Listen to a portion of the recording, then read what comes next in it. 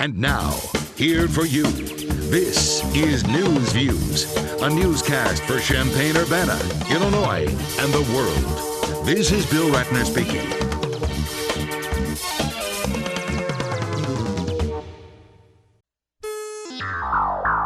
And now, welcome Michael to Badger. Newsview. I'm Michael Badger. Tonight we present Thursday afternoon when Timothy Johnson officially gave a press conference stating he is stepping down as congressman for the Central Illinois, this district in Central Illinois. Now part one of Tim Johnson's press conference from Thursday.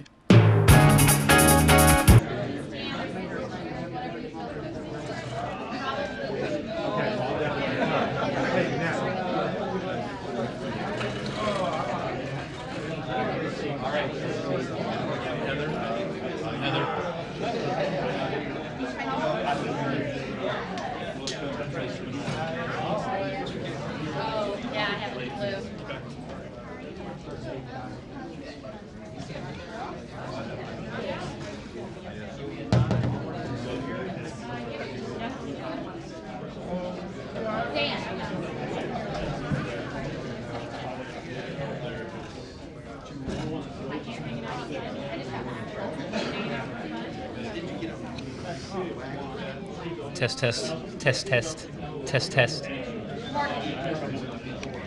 Yes.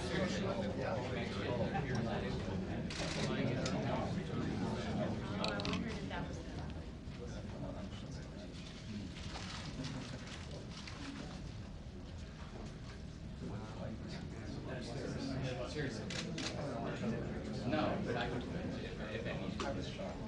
Only thing because I've always started. Oh, I don't. I guess. Okay.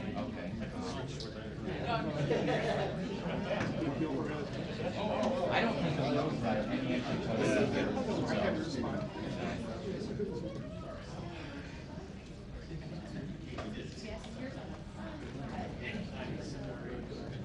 But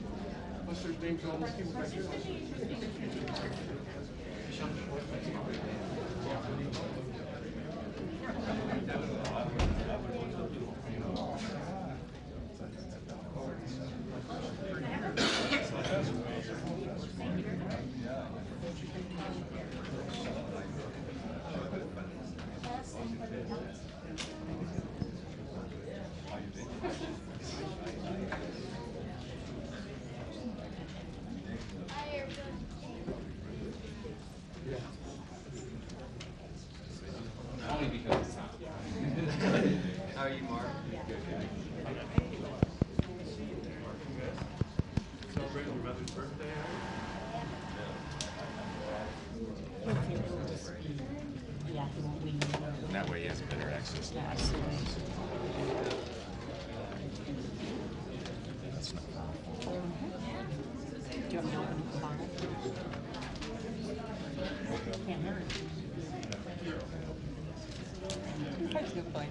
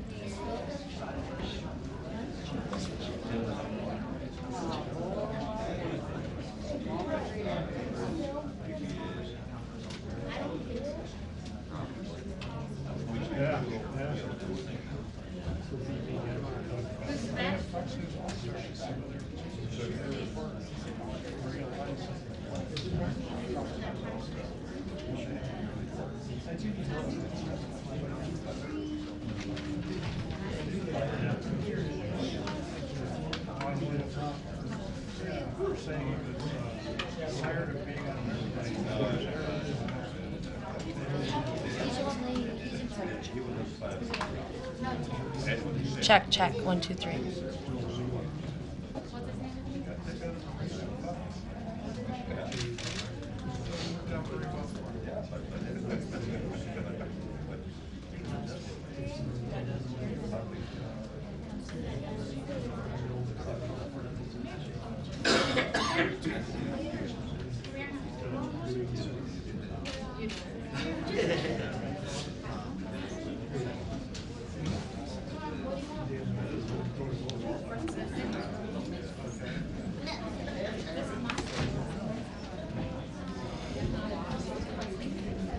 Can I have your attention, please? Can I have your attention, please? Johnsons? That means you too. Just this, at this point. They don't have a podium. Thank you all for coming. My name's Phil Bloomer. I'm Tim's Congressman Johnson's Communications Director. And we're here today to announce his position on global warming. Actually, this is a very auspicious occasion and an auspicious setting. This is where Congressman's career and politics got its start with the Urbana City Council. The Congressman's going to make a few remarks, and it's going to be followed by his son, Buzz, and then his daughter, Alderman Heather Stevenson, is going to share a few thoughts, and then we'll open up to questions after that. So without further elaboration, Congressman Tim Johnson.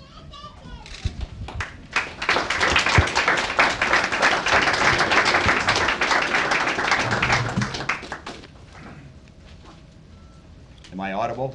I don't want to hold that. We need that for the radio? Radio and television mics? It's gonna sit down, or you can Yeah, sit down. I'll sit down, but I'm not going to hold it while I'm talking, so appreciate you being here.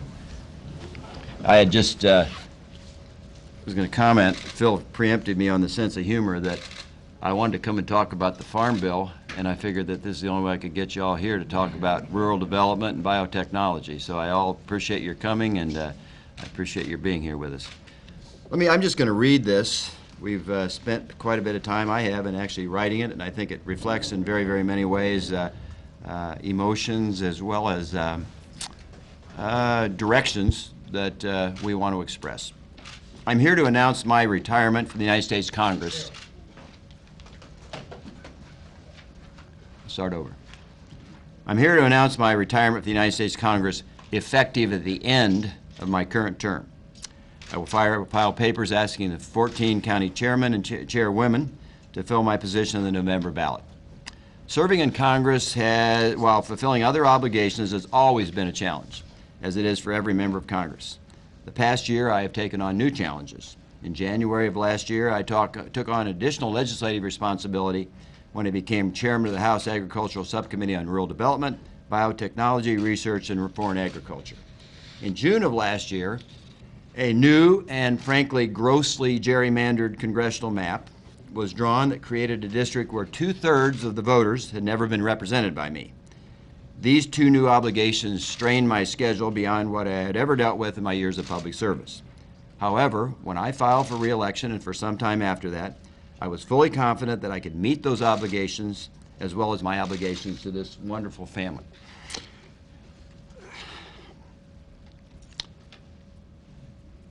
My family obligations, however,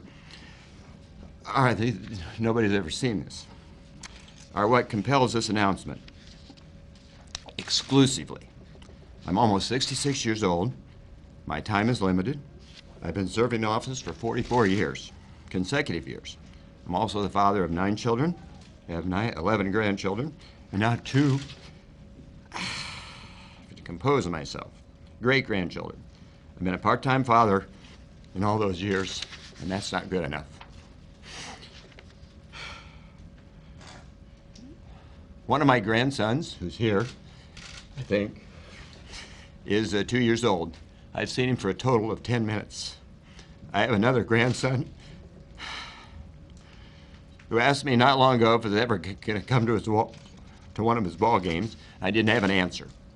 Aside from the missed birthdays, births, and weddings, there are some specific critical family issues that require my ongoing attention.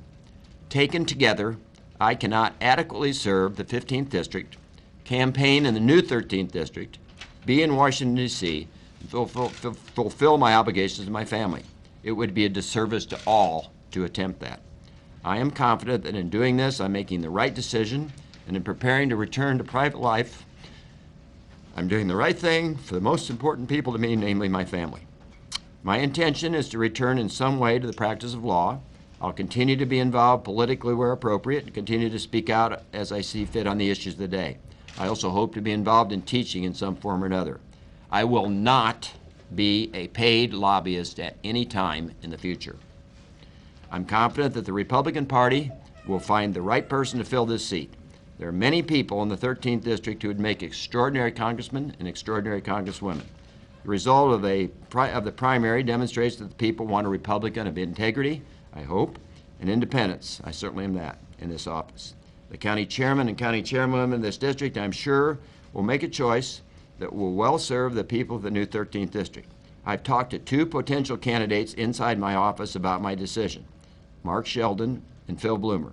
They have both assured me and allowed me to tell you that they will not be candidates for this office. Additionally, no member of my family, many of whom are with me and all of whom are qualified, will be a candidate for this office. Bryn's not old enough yet, but short of that. Serving in public office has been a great honor, as well as a terrific responsibility. I will always treasure the thousands of friends and colleagues I found along this journey. Most importantly, I hope that I have kept the trust of the hundreds of thousands of people I've represented over the years. This is not me. I want to thank the many people who have supported me over the years with their votes and their volunteer time. And I also want to thank the news media, who have been extraordinarily fair and balanced in their coverage of my service throughout my career. Let me just interject something that's not in the prepared remarks. Kind of thinking back to the Richard Nixon days when he said you wouldn't have Richard Nixon to kick around anymore. The media have been extraordinary. There's a few stories I'd rather they not have written, a few coverage they not have made, a few votes that I wish they wouldn't have criticized, but at the end of the day, I got what I deserved, and in every case, I got fair and balanced treatment from an extraordinary media who is the voice of freedom in the United States. And I will say parenthetically that as soon as we eliminate, and I'm confident that we won't, that incredible right of free press and free speech, then our country takes a great step down. Most importantly and finally, I want to thank the nearly 1 million people, and it has been that many, who have given me the privilege of serving them over the last 44 years as a precinct committeeman, member of the Urbana Human Relations Commission here, member of the Urbana City Council here, my dad before me, my daughter after me, member of the Illinois General Assembly, and finally, United States Congressman. Let me just say that my family knows there's something up when you see Tim Johnson shedding a form of a tear that I probably haven't done for the last 10 years, so you know there's something up. But I do appreciate you, I appreciate my friends, I appreciate people who have been my adversaries, because quite frankly, that's the way the system works. They've been just as valuable to me in very many ways as my supporters have. And I also want to interject in here that all the reputation, whatever legacy I leave, is not just mine. It's this incredible staff that I have. I've been an extraordinary staff over the years in the Illinois General Assembly, but now in particular, I have people working for me in Bloomington, in Mount Carmel, in Washington, in Champaign, in Charleston, and in Danville, and for that matter, around 22 counties, and in some ways a number of other counties, and I couldn't do it without them. They're extraordinary people. Not all of them are here, but I will tell whoever my successor is that if that staff is a great group of people. Mostly I want to thank my family. This is a decision that is based 100% on this incredible, supportive family that I have. I'm grateful, and I'm grateful to you. God bless.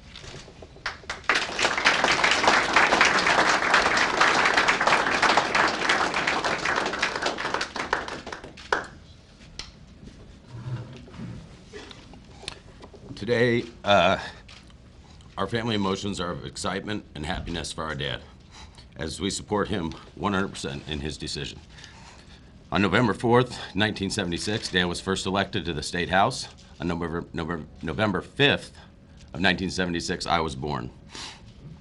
Since then, I have had the opportunity to work by his side during the 1998, 2000, and now 2012 campaigns.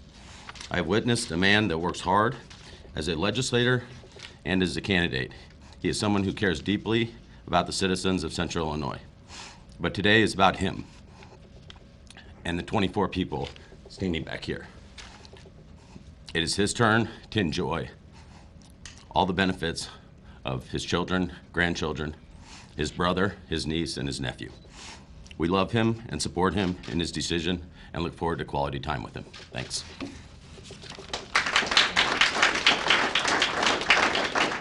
My daughter, Heather Stevenson, she's an Urbana City Council person. Her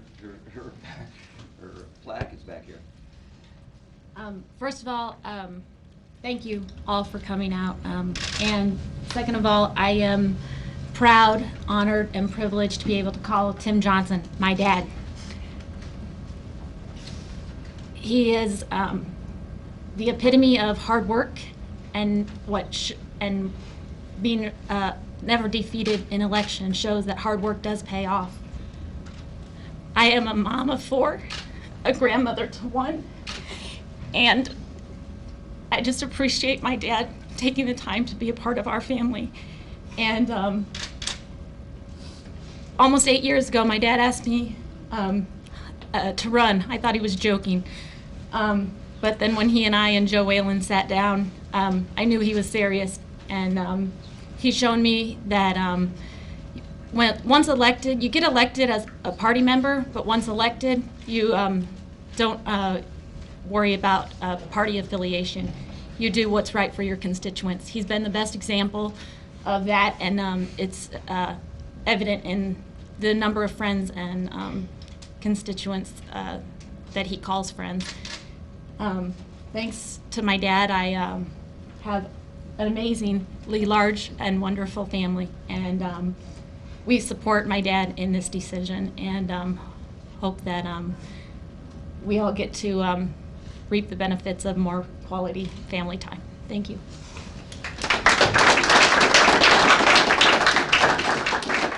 Well, needless to say, everybody here would have a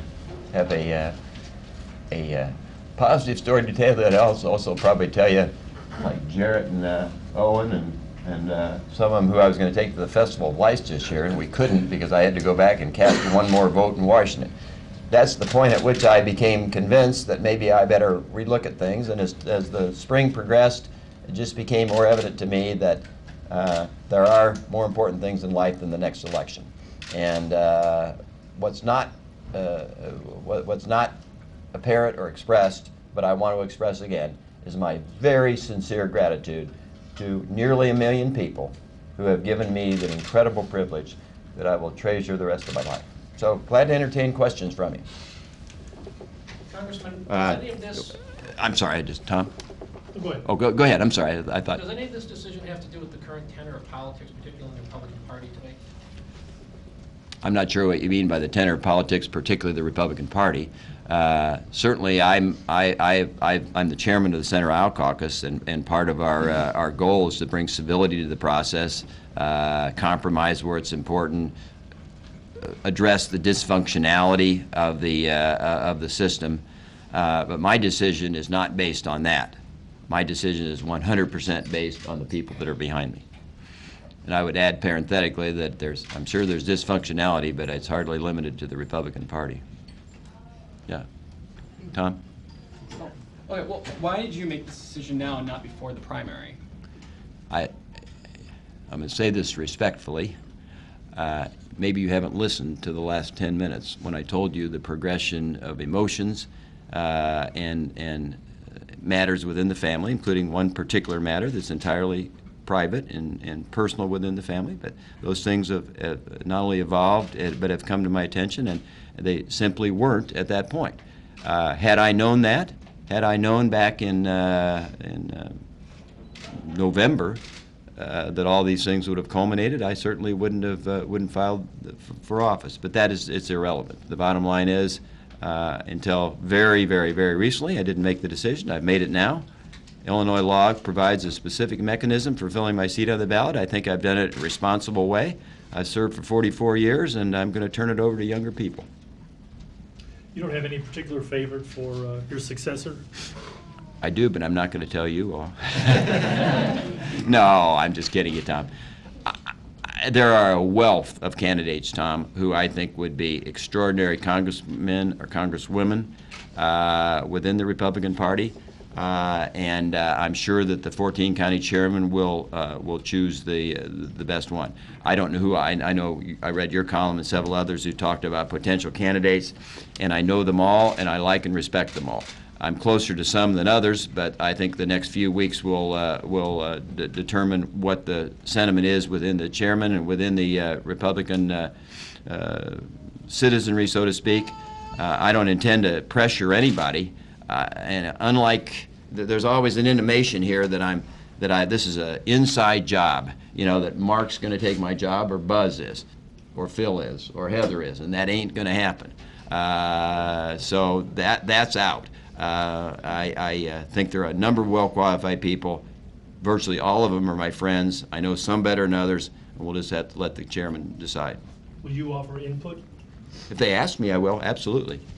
I mean, some I know better than others. I'm going to tell the 14 county chairmen, I've talked to quite a few of them already, who I know and what I know about them, and they'll have to make their own judgment. This is, by the way, is not only not unique, it's not even unique in recent Illinois history. There's been at least 2 other situations precisely like this. Now, the result was a little different in terms of who was chosen, but nonetheless, I won't make any comment about that. I'll simply say that we're doing it openly, transparently, and in compliance with Illinois law on good all ethics and what I think is moral behavior. The Chicago Tribune, I believe, reported someone saying that what happened to Senator Kirk influenced your thinking here. Did that play a role at all? Well, Mark called today. I haven't got a hold of him yet. Indirectly, yes, because I'm 66 years old. Those of you who follow me around Ehud, how many times have we walked track over at ARC? I'm very fit. I like spending time on the treadmill and swimming and all that. But when I'm a little older, maybe the health issues are going to catch up with me. And I'm perfectly good health now. My daughter, Carrie, where are you, Carrie? She's a doctor. She gave me a clean bill of health today. And so I'm perfectly healthy now. But seeing what happened to Mark and realizing that you only have a certain amount of time on this earth does influence you indirectly, and it does prioritize these 24 people behind me. Well, that was a good question. You really set me up good there, buddy. Yeah, so what do you plan on doing with the campaign fund you've built up here the last several months ahead of the election? Well, I'll use it to help. I'll use it to help my would-be successor, and I'll use it to help other people running for office. I'll use it to pay for ongoing expenses, and we're not going to completely shut down my operation. That's been, quite frankly, one of the great concerns I have. In this room, there are people who've contributed substantial amounts of money to my campaign, and I don't want to let anybody in here think I'm sandbagging them. So obviously, if anybody feels that they need return of funds, we certainly do that. I think most did that in contemplation of a primary and in contemplation or at least in reflection of service, and I don't imagine that'll be a widespread matter. But I would use it in 100% compliance with federal election law, and use it to what I think the people who gave it to me would want me to do with it.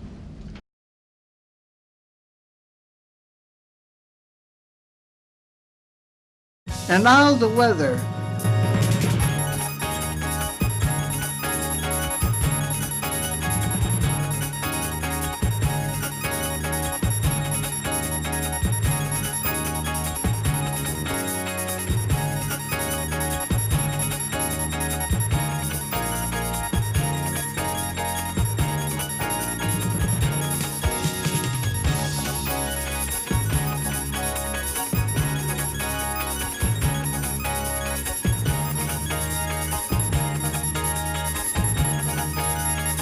This has been your Newsview weather.